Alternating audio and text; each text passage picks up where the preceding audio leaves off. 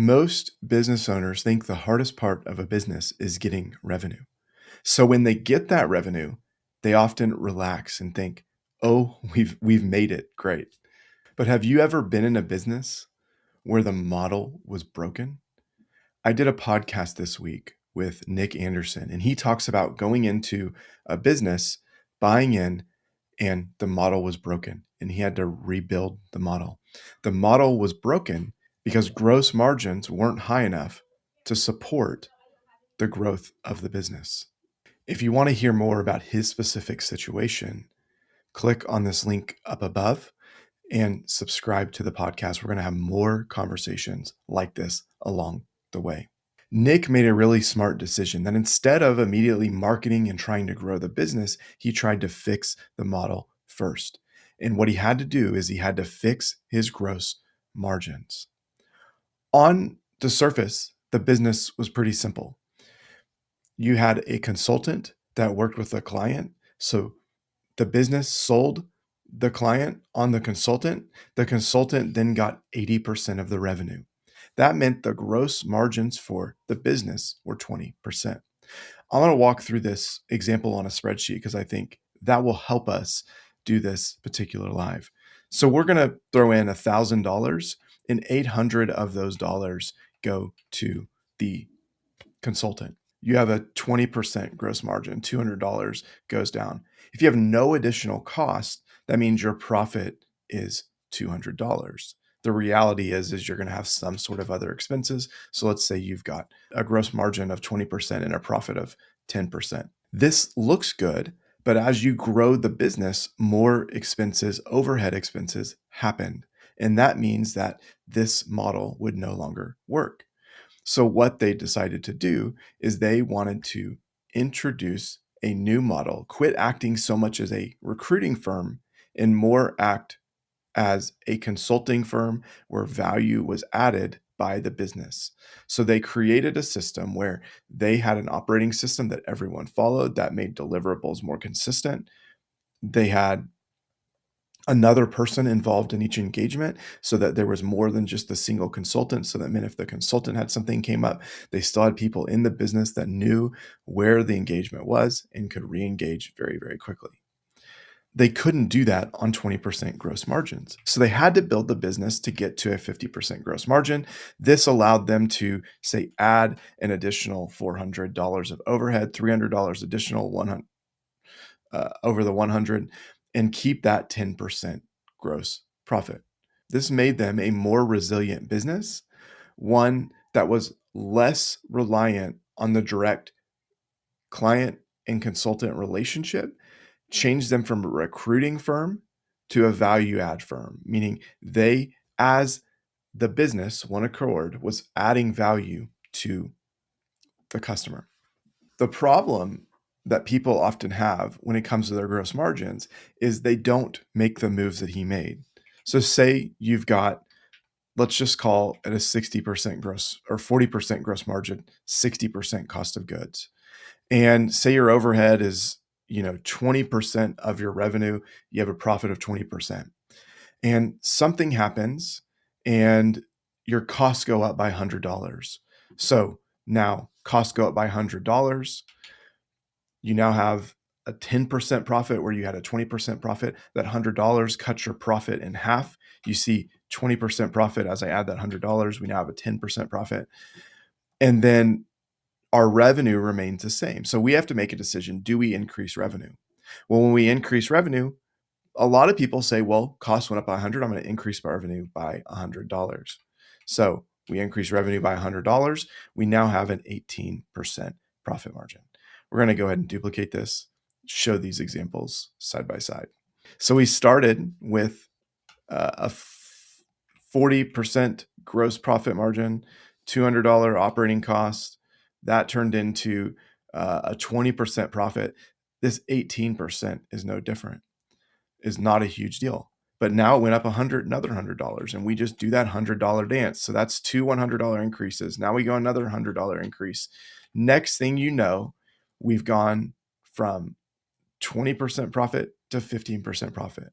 We've made the same exact profit dollars, but the percentage of revenue continues to go down.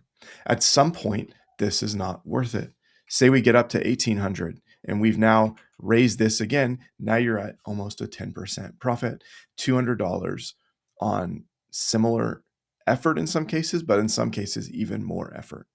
This is the way that margin erosion happens, that a business goes from really healthy to tight or things being thin. If we raise this all the way to 2000 and now we're at 1600 and we're at a 10% profit margin, that one small mistake, meaning one small increase, that say $200 increase, large increase, now our profit has gone to zero. And if we don't reflect that in revenue very quickly, we immediately see quick erosion in a business that is profitable turn to not profitable very, very quickly. So we need to understand our gross margins. When we look at our gross margins, I want to look and think about what are the drivers to those gross margins. You really only have a handful of drivers. You have price, you have the revenue that you're bringing in, what you're charging for the good or service that you're providing. You have the volume or quantity of what you're selling. You can also say mix, like if you have multiple products, you have the product mix as well. And then you have your cost of goods sold. Those are really your 3 to 4 variables that you're playing with. And we want to look at those variables and we want to ask and make sure we understand each element with those variables. Do you actually know your gross margins? What is your cost? How have your margins changed over time? Look at the last 12 to 36 months, see how your margins have changed. And then how has your mix changed? Sometimes businesses will get in a situation where their mix changes and then their margins change drastically very quickly. Here's an example of this.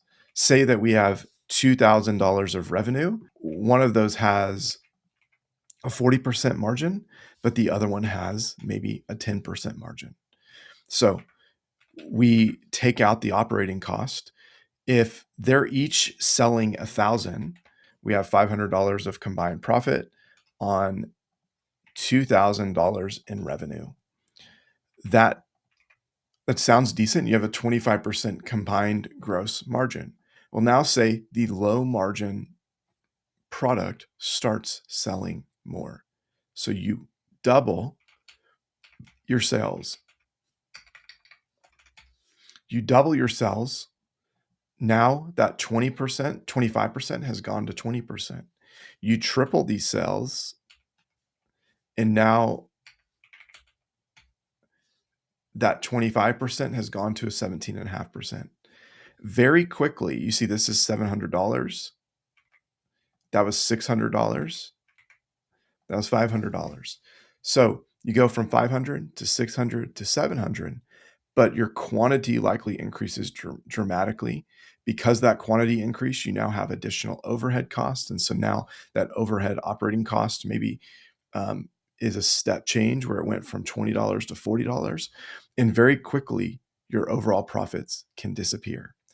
We have to understand all of the inputs, all of the outputs, and the mix and the volumes that we're playing with. Sometimes we're willing to accept lower margins if we know that the volume increase is going to be there, right? We're going to get more real dollars out of the business.